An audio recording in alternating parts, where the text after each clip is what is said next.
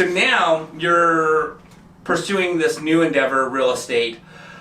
You know, most successful entrepreneurs that I've spoken to credit a lot of their success, especially in the beginning, to mentors. Did you have mentors in the beginning, or, you know, we're a do-it-yourself state, right? Or did you go and just through trial and error figure things out? Oh, no, 100%. So, yeah, I went to the local Utah Real Estate Investment clubs. Okay.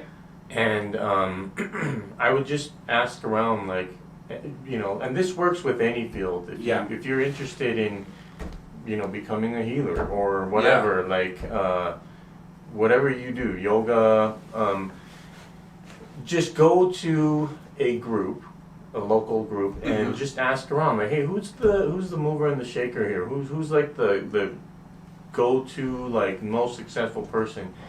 So I did that, and then I found out. So I took note, and then I went up and talked to them, and then I specifically at the time I met with Randall Wall and Matt Snade, who were like the president and vice president of the club. Got it. They were like doing all kinds of crazy deals.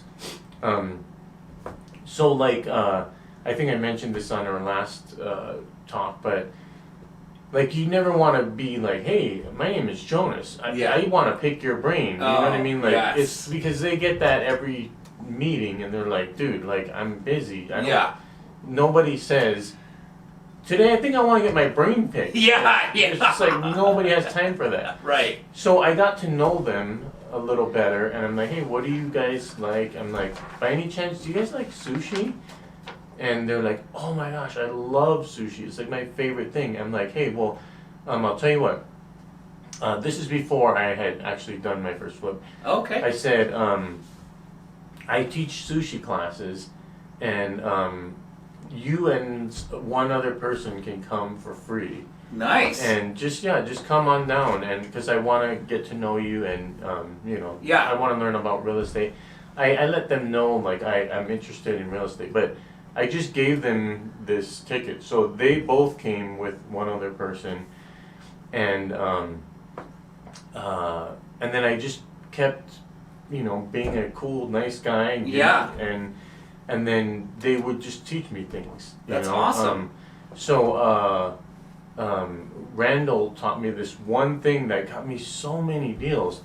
So he was like, at the time, short sales were a big thing. Yes, I remember. And he's like, you know, if you're an agent or you're not an agent and there's a short sale, you know, don't represent yourself. Just be like, hey, I just want this deal, and I'm willing to give you my commission. Or, like, I don't even have an agent.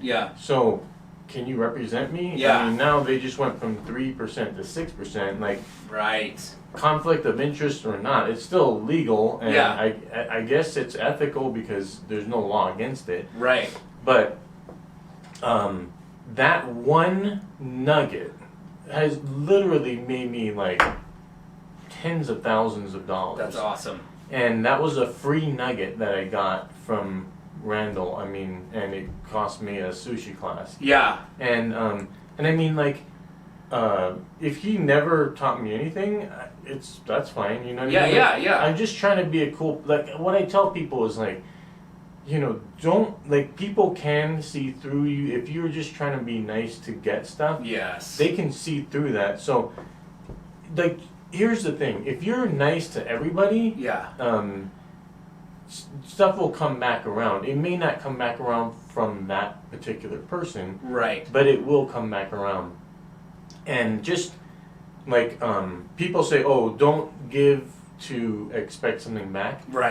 I actually think that that's wrong. I'll tell you why. Because my belief is if you give, you shouldn't expect it from that person. Like, I'm not going to say, oh, I was nice to you, so you owe me something.